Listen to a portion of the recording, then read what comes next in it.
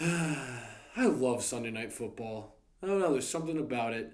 I love the production. Feels like all week we're waiting for this matchup. I think it's bullshit we didn't have one originally. This was flexed because, we're a fucking good team. But I'm not going to complain too much. We got a Sunday night game, and I think most people probably thought it was boring. I had a great time. So let's talk about it. The first thing I want to mention in this game, if you've been following my channel for a year now, you probably know who that is, what that is, and yes, it's Freddie Kitchens. Now, a little backstory. You obviously know that Freddie Kitchens was the Browns head coach from last year that got fired. He was in over his head. I actually don't blame the guy for a lot of things that happened. Obviously, he didn't know what the fuck he was doing with the team, but I think he was put in a situation like Mitch Trubisky or Hayden Christensen where they were set up for failure. And I can't hate on the guy too much, but it was fun to just poke fun at all the stupid shit that he did last year. And on Sunday night, he was the Giants play caller. And it was painfully obvious. Oh my God. I don't know what the Giants were thinking when they first drove on us on the first drive pretty easily. And it was 4th and 5 on like the 15. They were definitely in the red zone. And they decide to do like a fake field goal, but it wasn't a fake field goal. Like they had their kicker or holder or punter, it could have been the punter, go out there and throw a pass. It goes back to exactly what I said all last year about Freddie Kitchens, where Freddie Kitchens loves to do the unexpected. Oh, we probably should run the ball here because Nick Chubb is really good and Baker's struggling. No, we're going to throw it a million times a game. Now, here, this was very unexpected because I don't think anyone would ever guess that you would want your punter slash kicker slash placeholder just going for it on 4th and 5 instead of just going for it normally with Colt McCoy. I don't know. It was very unexpected. And maybe, it would catch us off guard. That's probably what Freddie was thinking there. It didn't, obviously, because that's one of the strangest play calls I've seen in a very, very long time. And it honestly swung the momentum towards the Browns' way for the rest of the game. Thankfully so. Now, Joe Judge did come out and say that he called that play, and he called a lot of the plays on Sunday night. Sorry, Joe, you're not fooling shit. That play had Freddie Kitchens written all over it. So, thank you, Freddie, for finally doing something good for the Browns. I don't want to just shit on Freddie this whole entire video, because like I said, he seems like a nice guy, and he was in way over his head with the head coaching job, and you're not going to say no when you're offered a head coaching job. I mean, who would say no to that when you're working in the NFL? But like I said before, sometimes it's just fun to talk about, and I want to get that off my chest. Now let's talk about the other parts of the game that really do matter for us moving forward. Baker's our franchise quarterback. Baker played incredible. I don't know what the haters can say now. The Giants have a pretty good defense, even though, the record doesn't really show. But Baker knows we're on a playoff run. We need to win most of our games moving forward. If we would have lost the Giants, I think our percentage would have dropped to like 60%, which is frightening to me. And that pressure didn't get to him at all. He was so poised. He was making great throws. He only had like 5 incompletions. He looked amazing. He's our franchise quarterback. He is obviously getting better and better with Stefanski. And speaking of Stefanski, I should have said this earlier in my other videos, but Stefanski's coach of the year.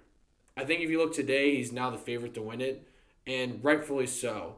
He turned this whole mess around. He obviously knew what he had with Baker. He's calling the right plays to make Baker better and more confident. It's working. The run game still looks incredible. He's putting everyone in the right place to succeed and make this team good. And we have 10 wins now. We have 10 wins now. Stefanski coach of the year. I don't really think it's an argument anymore. And people are starting to realize that. And I know there's other people, especially Browns fans, who've been saying this for weeks now. But now I think it's getting the attention and respect that it deserves. I also need to give our defense credit. I know it seemed like they were kind of tearing us apart. Like they were driving pretty easily. And Colt McCoy, shout out Colt McCoy, former Brown, his revenge game. Nothing against Colt McCoy. I feel bad for him. He had that horrible concussion. But the offense looked like they were kind of tearing our defense apart at some points. But we never let up a touchdown. And they only scored 6 points. Now, I know they should have kicked field goals in some situations, and like I said in the beginning of this video, the fake field goal punt thing was very interesting, when it was very easy to stop, but we still didn't give up a touchdown.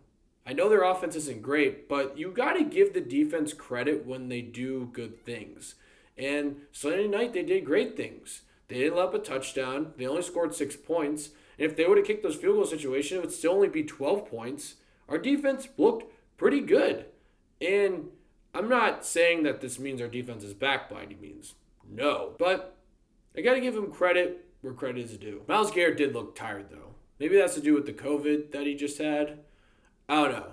He did look gassed. I think he tweeted something about it too. Hopefully we'll be back 100% against the Jets. Now we lost Chris Hubbard, which really sucks, but I think our offensive line is so good that I think we'll be fine. It's still a crushing blow.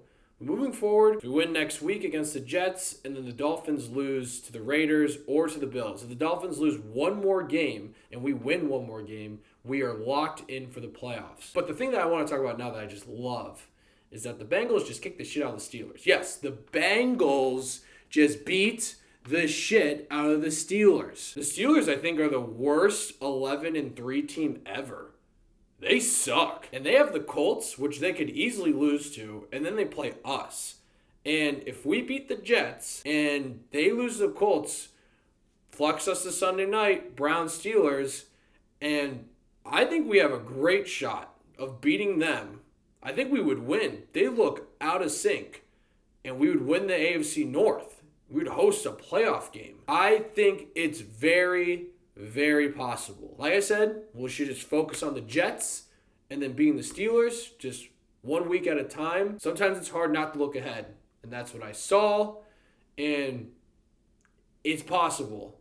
And I would lose my fucking shit. Let's root for the Raiders this weekend. If the Raiders beat the Dolphins and then we beat the Jets, we would already be locked into a playoff spot this weekend. And let's just win out. We're hot right now. Our offense looks great. I gave our defense credit. I have to give them credit. They looked good on Sunday night. But hopefully that gives them a little bit of confidence to play better. I obviously don't want to look past the Jets because that'd be such Browns fashion to lose to the Jets.